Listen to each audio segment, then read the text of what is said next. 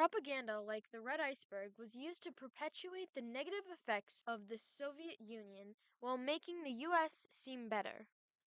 Is This Tomorrow? America Under Communism was a 1947 comic book created by the Catholic Catechetical Guide Educational Society to promote the fears of a communist takeover. I Married a Communist was in a series of anti-communist films in 1949. During the Second Red Scare, McCarthy's speeches in the media affected America's views on communists.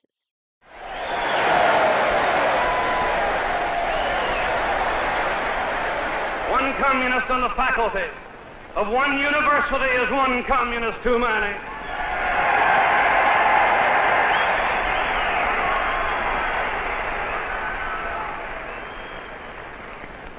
One communist among the American advisors at Yalta was one communist too many.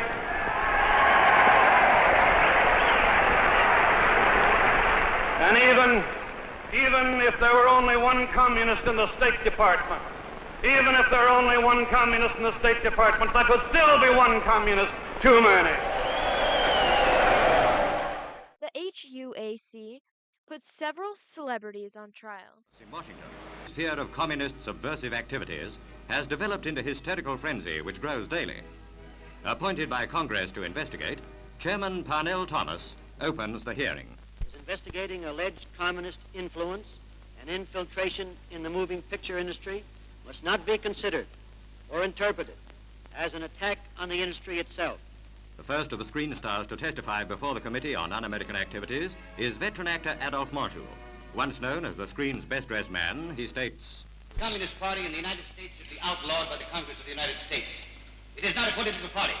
It's a conspiracy to take over our government by force, which would enslave the American people as the Soviet government, 14 members of the Politburo, hold the Russian people in abject slavery. The court is packed with fashionably dressed women as witness Robert Taylor takes the stand. In answer to a committee question on whether the Communist Party should be outlawed in America, Mr. Taylor replies, I personally certainly do believe that the Communist Party should be outlawed. However, I'm not an expert on politics or of what the reaction would be. If I had my way about it, they'd all be sent back to Russia or some other unpleasant place. The congressional investigation is not a judicial hearing, but refusal to testify results in a contempt of Congress charge. Next on the list of witnesses is Ronald Reagan, who says, I will be frank with you that as a citizen, I would hesitate, or I would not like to see any political party outlawed on the basis of its political ideology, because we've spent 170 years in this country on the basis that democracy is strong enough to stand up and fight for itself against the inroads of any ideology, no matter how much we may disagree with it.